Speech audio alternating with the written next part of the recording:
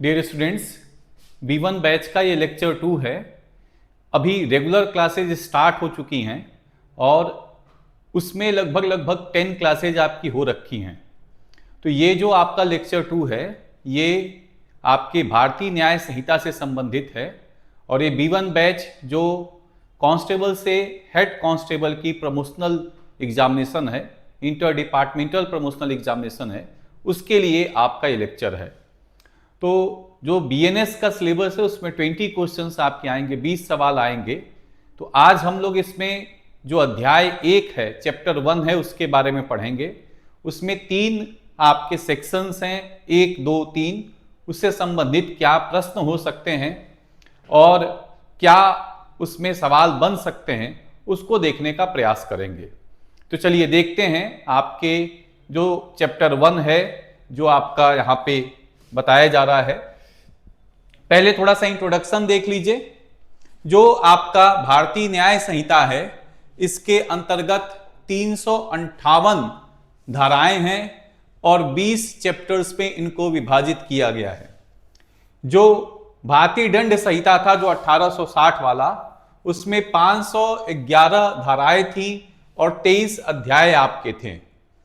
20 नए अपराधों को इसमें जोड़ा गया है, 20 न्यू ऑफेंसेज को इसमें जोड़ा गया है और 19 प्रावधान ऐसे हैं जो भारतीय दंड संहिता में थे जिनको हटाया गया है। तो 19 प्रोविजंस आईपीसी में थे जिनको हटाया गया है। 33 अपराधों में दंड के एक तरह से कहा जाएगा कि सजा को बढ़ाने का प्रयास किया गया है और 83 अपराध ऐसे हैं जिसमें जुर्माने की सजा को बढ़ाई गई है। 23 अपराध में न्यूनतम सजा निर्धारित कर दिया गया, अनिवार्य न्यूनतम सजा निर्धारित कर दिया गया है। और 6 ऐसे अपराध हैं जिसमें सामुदायिक सेवा की बात कही गई है। तो ये सवाल आपके बन सकते हैं कि कितने अपराधों में जो कारावास की सजा है उसको बढ़ाई गई है, या कितने नए प्रकार के अपराध जोड़े गए हैं, या आप कह सकते हैं कि सामुदायिक सेवा का जो दंड है वो कितने अपराधों में दिया जा सकता है, कितने अपराधों में जुर्माने की सजा को बढ़ाया गया है ये पूछा जा सकता है, कितने अपराधों में अधिक अनिवार्य न्यूनतम सजा को बढ़ाया गया है। तो ऐसे सवाल इसमें बन सकते हैं। टोटल आपके 20 अध्यायों में विभाजित है और इस 20 अध्यायों के अंदर आप देखिएगा 358 धाराएं आपकी दी गई हैं। 358 आपके यहां पे एक तरह से कहा जाएगा कि सेक्शंस हैं। अब हम लोग जो चैप्टर पढ़ने जा रहे हैं वो चैप्टर 1 है जिसका नाम आप देखिएगा, संक्षिप्त नाम प्रारंभ और प्रयोग। इस चैप्टर 1 को अगर आप पढ़िएगा तो इसका नाम है short title commencement and application. देखिए इसमें क्या लिखा है, इसमें कुछ उपधाराएं हैं, जैसे सेक्शन 1 के अंदर 1(1), सेक्शन 1 क्लॉज 2, ऐसे करके आप देखिएगा कि कई सारे इसमें सब क्लॉजेज भी आपको देखने को मिलेंगे। तो इसमें जो बोला गया है कि इस अधिनियम का नाम क्या होगा, इस अधिनियम का नाम होगा भारतीय न्याय संहिता 2023। दूसरा ये भी कहा जा रहा है कि उस दिन काम करना शुरू करेगा जिस दिन केंद्र सरकार भारत के राज्य पत्र में अधिसूचना के माध्यम से जारी करेगा या निर्धारित करेगा। तो आपको मालूम है कि कब से काम करना शुरू कर रहा है, राष्ट्रपति द्वारा हस्ताक्षर इसको मिल गया 25 दिसंबर 2023 को, लेकिन ये काम करना कब से शुरू किया है, ये काम करना शुरू किया है 1 जुलाई 2024 से। तो 1 जुलाई 2024 से ये काम करना शुरू किया है। देख सकते हैं 12 दिसंबर को इसको स्थापित किया गया। आपके एक तरह से भारतीय न्याय संहिता का दूसरा परिवर्तित विधेयक था, इसको आपके संसद में रखा गया। 20 दिसंबर 2023 को लोकसभा ने पास किया, 21 दिसंबर 2023 को राज्यसभा ने पास किया, 25 दिसंबर 2023 को राष्ट्रपति ने इसको स्वीकृति प्रदान की और ये काम करना शुरू किया 1 जुलाई 2024 से। और इस समिति के जो अध्यक्ष थे वो श्री बृजलाल आपके थे, जो कि गृह मंत्रालय के द्वारा नियुक्त ये समिति आपका रहा है। अब देखिए इसमें एक बात आपका लिखा हुआ है कि भारतीय न्याय संहिता के जितने भी प्रबंध हैं वो एक ही दिन लागू हो सकते हैं या अलग अलग दिन लागू हो सकते हैं, ये केंद्र सरकार निर्धारित करेगा। तो केंद्र सरकार ने निर्धारित किया कि भारतीय न्याय संहिता के जो सारे प्रबंध हैं वो 1 जुलाई 2024 से लागू होंगे, लेकिन इसमें एक धारा का अपवाद बनाया गया और वो है आपके धारा 106 सब क्लॉज 2। ये हिट एंड रन केस आपका है। इसमें हिट एंड रन केस के अंदर आपका बात रखा गया है, यदि कोई ड्राइवर लापरवाही से वाहन चलाकर किसी की मृत्यु का कारण बनता है और पुलिस या मजिस्ट्रेट को सूचित किए बिना भाग जाता है तो उसे 10 साल तक की उम्र कैद और भारी जुर्माना की सजा हो सकती है। ये आपका प्रबंध इसमें रखा गया है।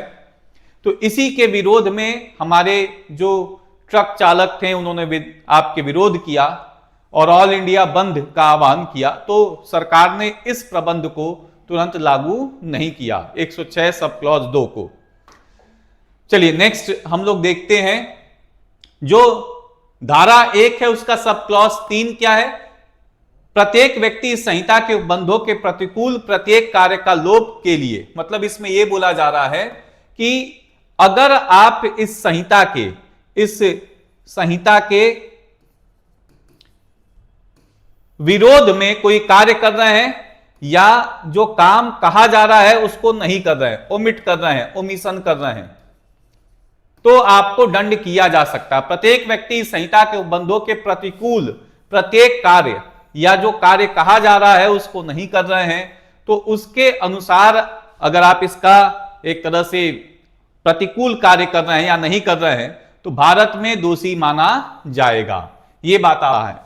तो 1 सब क्लॉज 3 भारत के अंतर्गत अगर आप कोई गलत कार्य कर रहे हैं, भारतीय न्याय संहिता के विरुद्ध कोई कार्य कर रहे हैं या नहीं कर रहे हैं, जो कहा जा रहा है उसका नहीं कर रहे हैं, पालन नहीं कर रहे हैं, तो दंड का प्रावधान आपका है। जबकि 1 सब क्लॉज 4 और 1 सब क्लॉज 5 भारत के बाहर भी अगर आप इस भारतीय न्याय संहिता का उल्लंघन करते हैं तो आपको दंड का भागी इसमें बनाया जा सकता है। तो ये बात आप देख रहे हैं। चलिए नेक्स्ट सेक्शन, 1 सब क्लॉज 4 के अंदर भारत के परे अगर आप कोई अपराध कर रहे हैं, जो कोई व्यक्ति भारत के अंदर अगर वो कार्य करता तो अपराध माना जाता, तो उसको दंड दिया जा सकता है इसके अंतर्गत। और जो सब क्लॉज 5 है 1 का, वो कह रहा है कि भारत के बाहर किसी स्थान पे किसी भारतीय नागरिक द्वारा या आपके रजिस्ट्रिड किसी पोत द्वारा या वायुयान द्वारा या आप भारत में किसी कंप्यूटर संसाधन को लक्ष्य बनाकर भारत के बाहर से आप किसी तरह का नुकसान पहुंचा रहे हैं तो आपको दंडित किया जा सकता है, जैसा कि किसी व्यक्ति को भारत के अंतर्गत दंडित किया जाएगा। इसमें यह बोला जा रहा है, जो धारा 1 सब क्लॉज 3 है उसमें बोला जा रहा है कि भारत के भीतर किसी क्षेत्र में अगर आप कोई अपराध कर रहे हैं तो आपको दंड किया जाएगा। भारत के बाहर या बाहरी क्षेत्र में कोई अपराध कर रहे हैं और वो अपराध किसके द्वारा हो रहा है? भारतीय नागरिकों के द्वारा हो रहा है। भारत में रजिस्ट्रेड किसी जहाज पे या विमान का उपयोग करके कर रहे हैं, या भारत में किसी कंप्यूटर संसाधन को आप निशाना बनाने का प्रयास कर रहे हैं और किसी अन्य देश से आप ये हमला कर रहे हैं कंप्यूटर संसाधनों पे, तो आपको दंड दिया जा सकता है। तो ये प्रबंध आपका है। अब जो आपके इसमें बोला जा रहा है, जो धारा 1 सब क्लॉज 6 है, वो कह रहा है इस संहिता में कोई बात भारत सरकार की सेवा के अधिकारियों, सैनिकों, नौसैनिकों या वायु सैनिकों द्वारा विद्रोह या अपने जो कर्तव्य है उसका अभित्याज अगर आप कर रहे हैं तो उसको दंडित उनके विशेष विधियों द्वारा किया जाएगा या किसी स्थानीय विधि से भी दंडित किया जा सकता है। अब इसमें देखिएगा कुछ हम लोग क्वेश्चन देखेंगे जो बड़े आसान आसान सवाल हैं, उनको देखने का प्रयास करेंगे। भारतीय न्याय संहिता 2030 की धारा 1 में क्या प्रावधान है? अपराध की परिभाषा, अधिनियम का नाम, दायरा और प्रारंभ, यौन अपराधों के लिए दंड, न्यायालय के क्षेत्रीय क्षेत्राधिकार। तो अगर आप देखिएगा तो ये जो प्रावधान आपके इसमें दिया गया है वो है अधिनियम का नाम दायरा और प्रारंभ, title, extent and commencement of the act. ये आपका सेक्शन 1 में दिया जा रहा है, धारा 1 में। चलिए नेक्स्ट देखते हैं।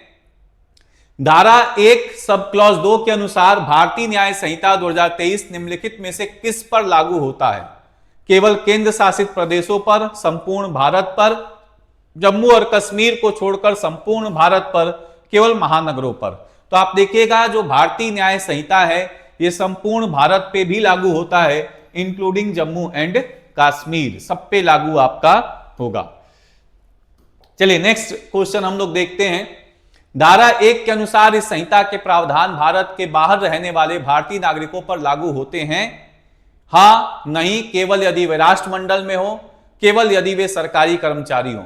आंसर होगा इसमें सब पे लागू होते हैं, चाहे भारत का नागरिक किसी भी देश में स्थित हो, सरकारी कर्मचारी हो या गैर सरकारी कर्मचारी हो, राष्ट्रमंडल हो या किसी गैर राष्ट्रमंडल देश में आपका हो, तो आंसर होगा सब पे लागू होते हैं। भारतीय न्याय संहिता के प्रावधान कब से लागू होते हैं, लागू हुए? तो यह है 1 जुलाई 2024, ये आप देख सकते हैं। चलिए नेक्स्ट क्वेश्चन आप देखिए। भारतीय दंड संहिता 1860 का स्थान लेने वाले नई आपराधिक संहिता की सही संक्षिप्त शीर्षक क्या है? तो वह है भारतीय न्याय संहिता 2023। तो ये आप देख रहे हैं, ठीक है। तो ये मेजर आपका है।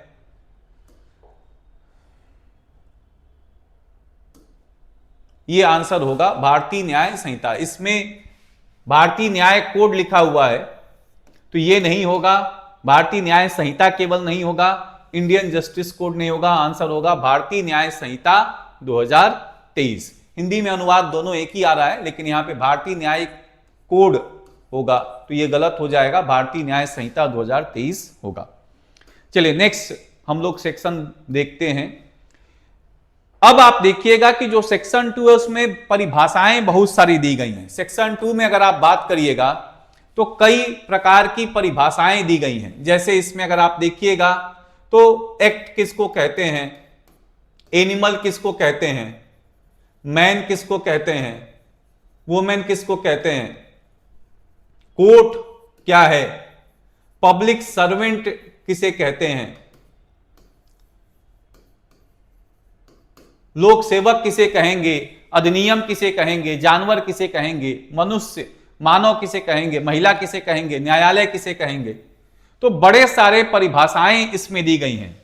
चाइल्ड किसे कहेंगे, बच्चा किसे कहेंगे, तो बहुत सारी परिभाषाएं इसमें आपकी दी गई हैं। टोटल इसमें जो परिभाषाओं की संख्या है वो आपको ध्यान में रखना है। टोटल परिभाषाओं की संख्या है इसमें 39 आपके डेफिनेशंस दिए गए हैं। तो टोटल इसमें जो डेफिनेशंस हैं वो 39 हैं, जिसमें दस्तावेज किसको कहेंगे, आपके वसीयत किसको कहेंगे, महिला किसको कहेंगे, ये सारे प्रबंध इसमें बड़े स्पष्ट रूप से आपके बताए जा रहे हैं कि क्या क्या इसमें बातें हैं।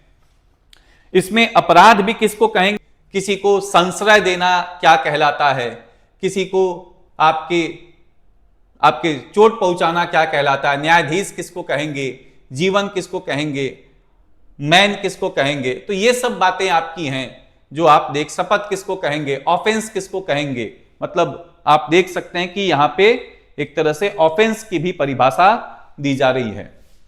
तो यहां पे बड़े सारे आपके परिभाषाएं हैं। टोटल 39 आपके इसमें डेफिनेशंस दिए गए हैं।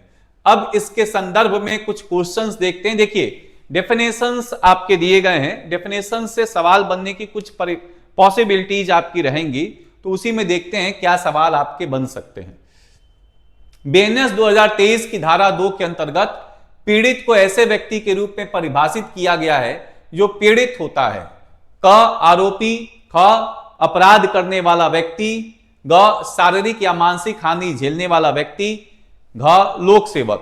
तो इसमें अगर आप देखिएगा कि किसको हम इसमें मानेंगे कि वो पीड़ित है, तो पीड़ित का अगर आप इसमें एक तरह से डेफिनेशन देखिएगा तो डेफिनेशन आपका बताया जा रहा है शारीरिक या मानसिक हानि झेलने वाला कोई व्यक्ति है उसको हम पीड़ित इसमें कहेंगे। फिर बीएनएस 2023 की कौन सी धारा लोक सेवक शब्द को परिभाषित करती है। Which section of the BNS 2023 defines the term public servant. ये बड़ा महत्वपूर्ण है, इसको ध्यान में रखिएगा। यह है धारा 28, मतलब सब क्लॉज 28, धारा 2 का सब क्लॉज 28 आपका परिभाषित कर रहा है कि किसको हम लोक सेवक कहेंगे। फिर अगला क्वेश्चन इसमें देख सकते हैं आप, BNS 2023 के अंतर्गत चल संपत्ति की परिभाषित किया गया, किसमें परिभाषित किया गया है? तो अगर आप ये देखिएगा तो इसमें बताया जा रहा है चल संपत्ति धारा 2 सब क्लॉज 21 के अंदर बताया जा रहा है। तो मूवेबल प्रॉपर्टी आपका सेक्शन 2 सब क्लॉज 21 में बताया जा रहा है। BNS की धारा 2 के अनुसार पुरुष और महिला की परिभाषा से तात्पर्य है केवल वयस्क, किसी भी आयु के मनुष्य, 18 वर्ष से अधिक आयु के पुरुष और महिलाएं, विवाहित व्यक्ति। ऑप्शन क्या होगा इसमें? Human beings of any as, किसी भी आयु के मनुष्य, उनको महिला और पुरुष परिभाषित किया गया है। चलिए नेक्स्ट आप क्वेश्चन देख सकते हैं।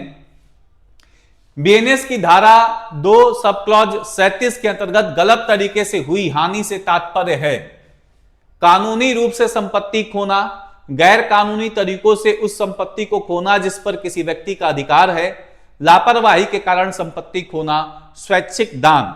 तो अगर इसमें आप देखिएगा तो इसका ऑप्शन होगा आपके कानूनी रूप से संपत्ति खोना नहीं, ये गलत तरीके से हुई हानि नहीं है।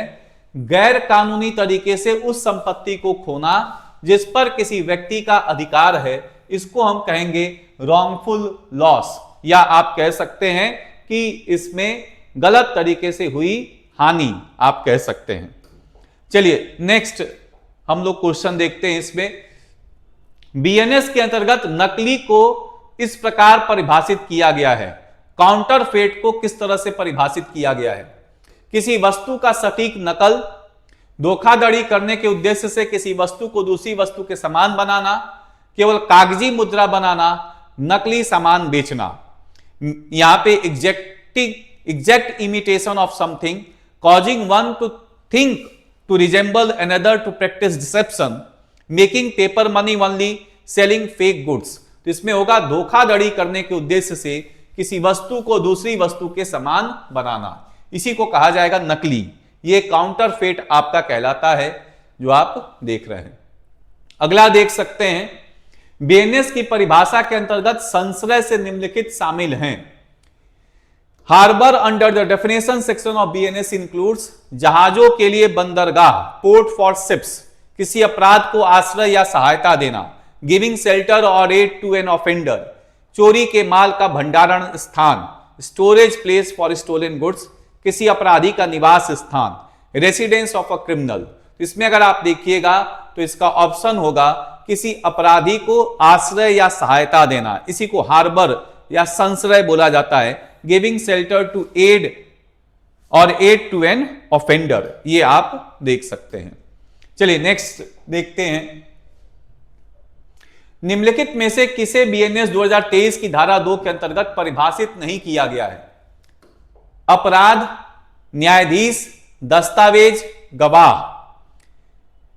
इसमें अगर आप देखिएगा ऑफेंस, जज, डॉक्यूमेंट, विटनेस, कौन सा इसमें डिफाइंड नहीं है। तो अगर आप इसमें देखिएगा अपराध परिभाषित है, ऑफेंस आपका परिभाषित किया गया है इसमें।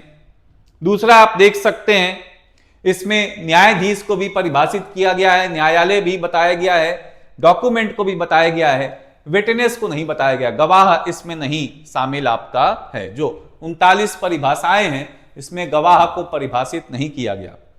अगला देखिए, BNS के अंतर्गत दस्तावेज में शामिल हैं केवल लिखित कागजात, ओनली रिटन पेपर्स, इलेक्ट्रॉनिक या डिजिटल रिकॉर्ड, इलेक्ट्रॉनिक और डिजिटल रिकॉर्ड्स, मुद्रित पुस्तकें, प्रिंटेड बुक्स, उपरोक्त सभी, ऑल द अबव। तो आंसर होगा इसमें ऑल द अबव। जो भी दस्तावेज के रूप में सब कुछ शामिल होगा, लिखित कागजात, इलेक्ट्रॉनिक या डिजिटल रिकॉर्ड या मुद्रित पुस्तकें, सब आपके दस्तावेज में शामिल होता है। तो अगर आप BNS का सेक्शन 1 सब क्लॉज 2 देखिएगा या BNS का सेक्शन अगर आप 2 देखिएगा तो उसमें बड़े सारे आपके डेफिनेशंस दिए गए हैं, 39 डेफिनेशंस आपके दिए गए हैं। चलिए अगला इसमें देखिए, ब्रिटिश कैलेंडर बीएनएस में वर्ष और माह की गणना किसके अनुसार की जाती है? Hijri calendar, the Hijri calendar, British calendar, Georgian calendar और द शक कैलेंडर या साका कैलेंडर आप देख सकते हैं। इसमें ऑप्शन क्या आपका है? इसमें अगर आप देखिएगा तो जॉर्जियन कैलेंडर आपका होगा। तो जॉर्जियन कैलेंडर इसका आपका आंसर है, जो आपके ब्रिटिश कैलेंडर के जगह पे जॉर्जियन कैलेंडर अब यूज किया जा रहा है। चलिए तो अगला पॉइंट अब हम लोग देखते हैं, और इसमें जो आप देखिएगा सेक्शन 3 है वो भारतीय न्याय संहिता के अंतर्गत इसके अंदर सामान्य स्पष्टीकरण प्रदान करता है। इसमें कुछ आपके सामान्य अपवाद जो चैप्टर 3 है उसके संदर्भ में बोलता है कि जो भी आपके एक्सप्लेनेशन यहां पे दिए जा रहे हैं या जो भी इसमें बात समझाया जा रहा है वो चैप्टर 3 के जो एक्सेप्शंस हैं उन्हीं के अनुसार आपका माना जाएगा।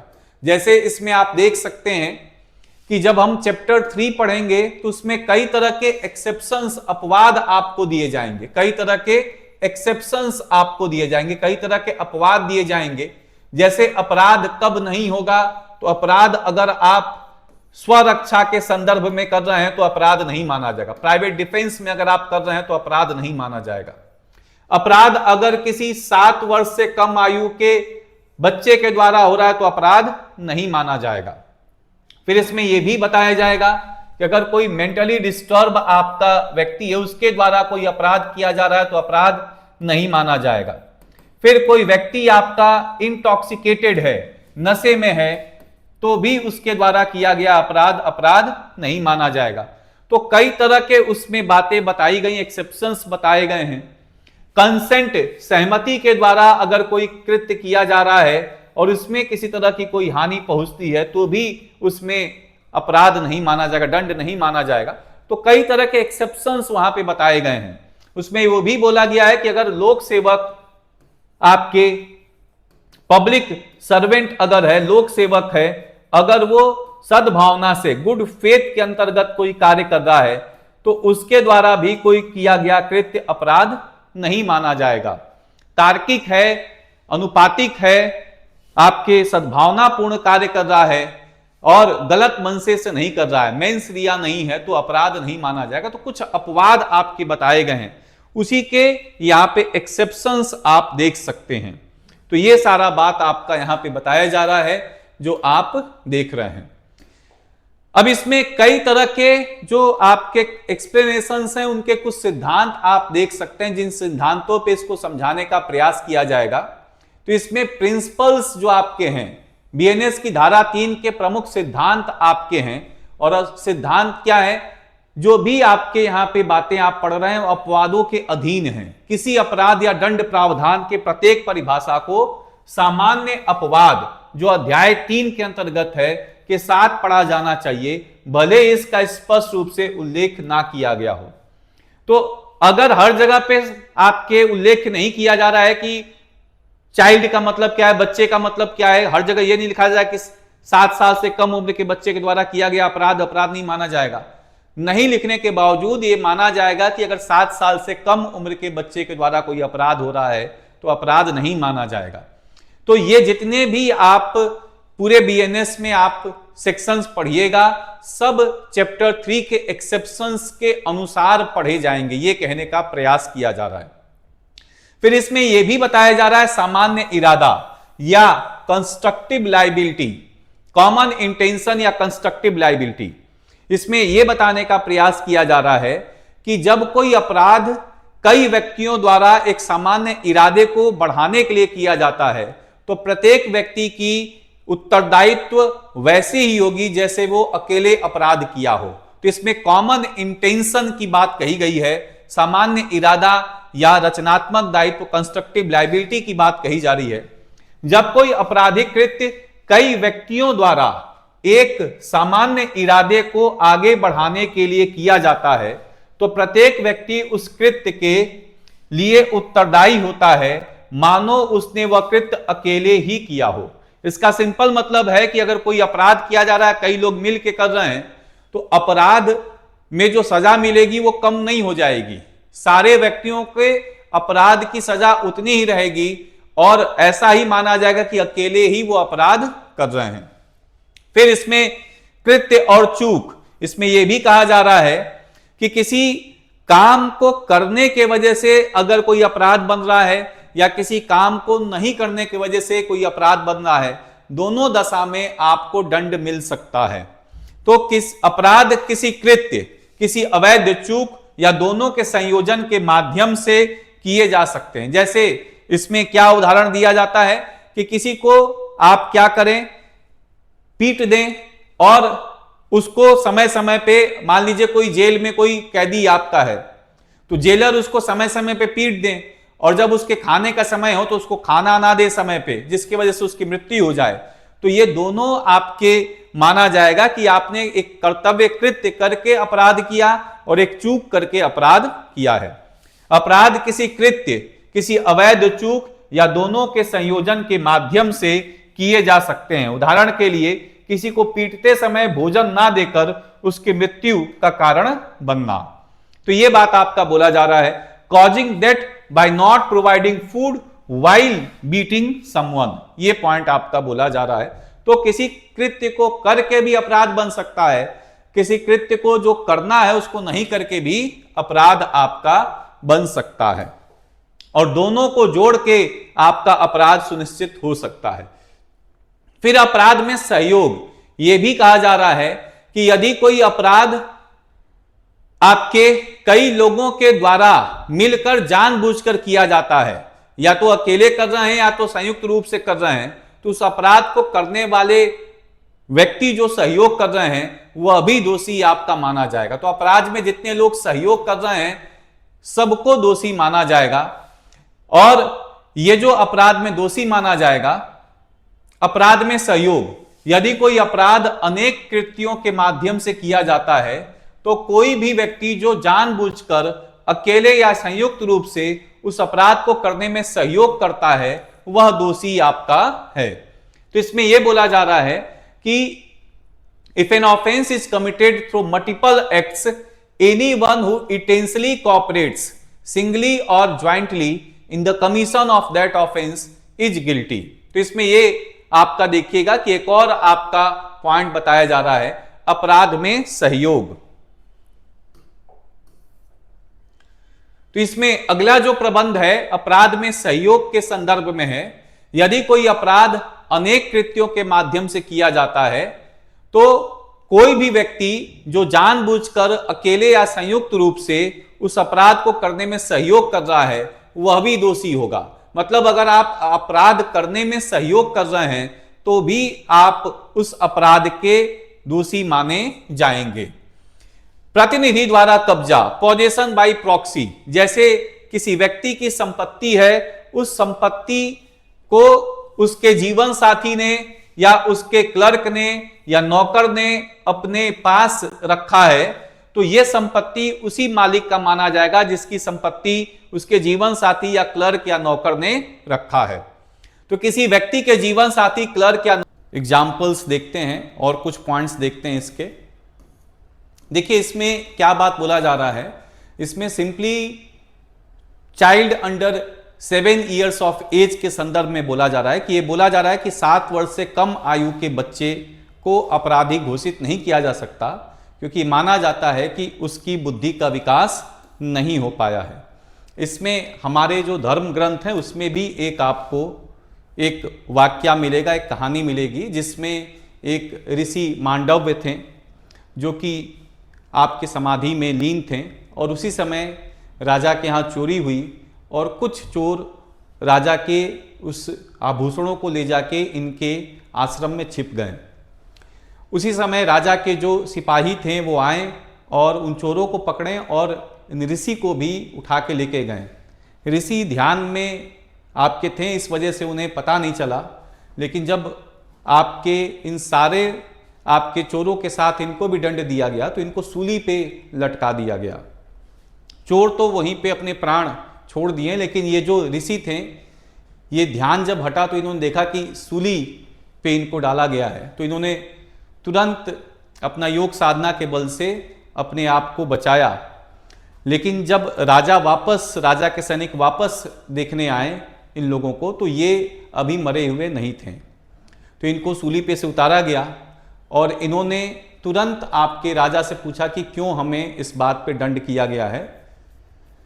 तो राजा ने बताया कि ऐसी ऐसी घटना हुई आपके साथ। तो उन्होंने कहा कि मैंने तो कोई ऐसा जीवन में गलत काम नहीं किया जिसकी वजह से मुझे ये दंड मिल रहा है, आप इसके अपराधी नहीं हैं, यमराज जो दंड देता है या दंड विधान जो लिखता है वो उसका अपराधी है। तो अपने तपोबल से तुरंत ये यमपुरी पहुंचे और यमराज से अपनी सारी जो बातें थी वो बताएं और पूछें कि क्यों तुमने दंड दिया।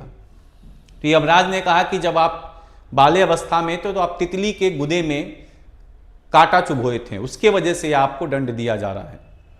तो जो आपके ये ऋषि मांडव्य थे, उन्होंने यमराज को आपका श्राप दिया कि आपको ये बात नहीं मालूम कि बच्चे की बुद्धि का विकास नहीं होता है और जब तक विकास नहीं होता तब तक वो दंड का भागी नहीं होता, उसको ये समझ में नहीं आता कि गलत क्या है सही क्या है।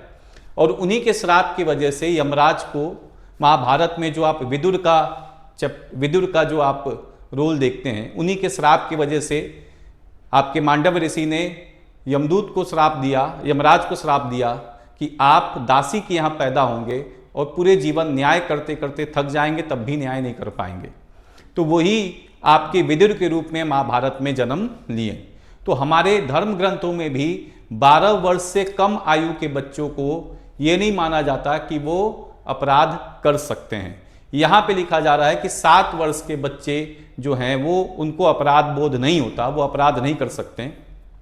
भारतीय न्याय संहिता में जब आप धारा 20 और 21 पढ़िएगा तो वहाँ पे बात कहा गया है कि जो आपके 7 ईयर्स से कम के बच्चे हैं इनको डोली इनकैपेक्स माना जाता है, मतलब इनसे कोई अपराध हो ही नहीं सकता, अपराध करने की कोई क्षमता ही नहीं है। और जो 7 वर्ष से 12 वर्ष के आयु के बच्चे हैं इनका न्यायाधीश निर्धारण करेगा कि इनके मानसिक विकास हुआ है, ये गलत और सही का अंतर कर पाते हैं कि नहीं।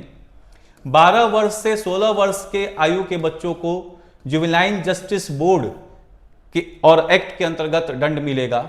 16 वर्ष से 18 वर्ष के आयु के बच्चों को अगर वो जघन्य अपराध कर रहे हैं तो इनको वयस्क माना जाएगा, क्योंकि बच्चों की परिभाषा हमारे यहाँ पे 18 ईयर्स से लेस में माना गया है।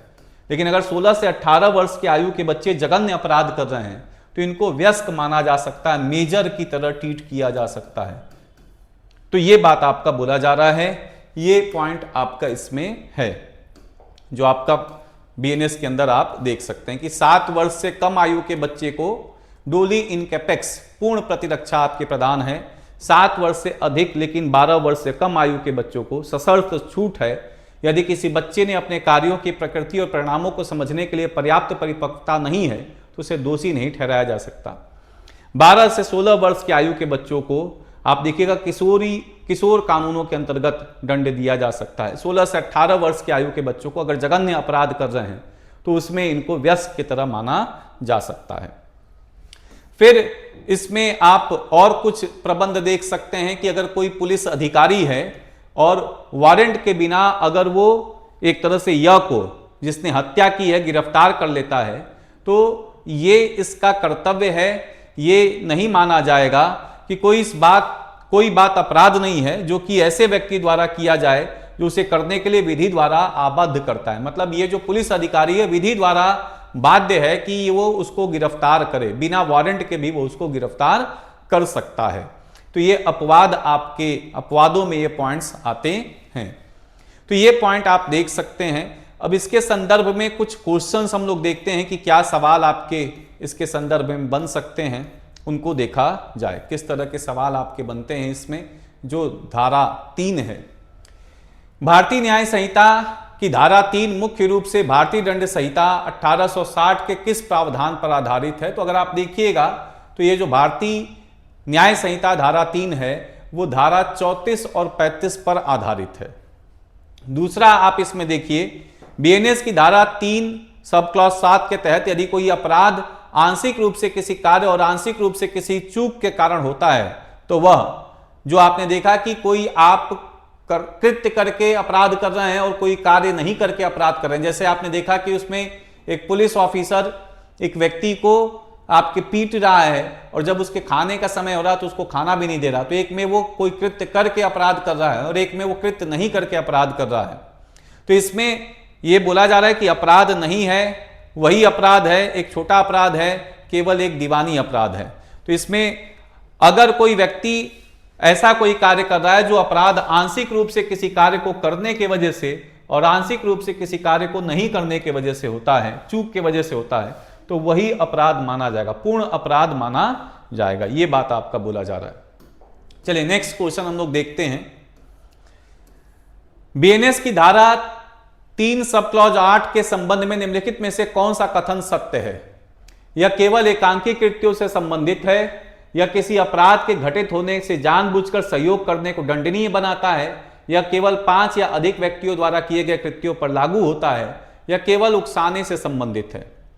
तो section 3 sub clause 8 of BNS is dealing with solitary acts only, makes intentional cooperation in the commission of an offence punishable, applies only to acts done by 5 or more person, it deals only with abatement। तो यहां पे आप देखिएगा कि जो section 3 sub clause 8 है वो किसी अपराध के घटित होने में जानबूझकर सहयोग करने को दंडनीय आपका बनाता है, कि आप जानबूझकर अगर सहयोग कर रहे हैं किसी के साथ तो उसको दंडनीय आपका बनाता है। इसमें देखिए ए और बी, अगला क्वेश्चन, ए और बी जेड को आर्सेनिक की छोटी खुराक देकर उसकी हत्या करने पर सहमत होते हैं, हालांकि वे अलग अलग कार्य करते हैं। बीएनएस की कौन सी धारा दोनों को हत्या का दोषी बनाती है? तो इसमें बोला जा रहा है कि अगर दो व्यक्ति हैं, अलग अलग कोई कृत्य करके किसी को जान से मारने का प्रयास कर रहे हैं, इसमें आर्सेनिक देके मारने का, हत्या करने का प्रयास कर रहे हैं, तो किस धारा के अंतर्गत आता है? तो ये धारा 3 के अंतर्गत आपका आएगा। It will come under section 3 of the BNS. ये पॉइंट आपका है। चलिए नेक्स्ट क्वेश्चन हम लोग देखते हैं। अगला जो आपका प्रश्न है उसको समझते हैं।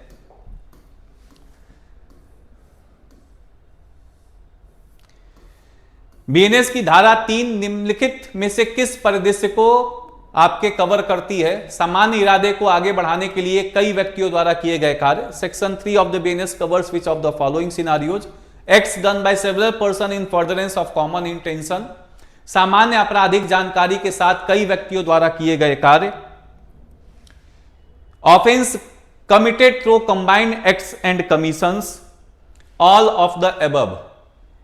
ये आप देखिएगा कि ये सबको आपका कवर करता है। तो इसमें तीनों पॉइंट आपके आएंगे। सामान्य इरादे को आगे बढ़ाने के लिए कई व्यक्तियों द्वारा किए गए कार्य, सामान्य आपराधिक जानकारी के साथ कई व्यक्तियों द्वारा किए गए कार्य, संयुक्त कृत्यों और चूक के माध्यम से किए गए कार्य, ये तीनों आपके आएंगे, उपरोक्त सभी आपके इसमें। अब नेक्स्ट क्लास में अब हम लोग मिलेंगे और नेक्स्ट क्लास में जो आपका चैप्टर 3 है इसको कवर किया जाएगा।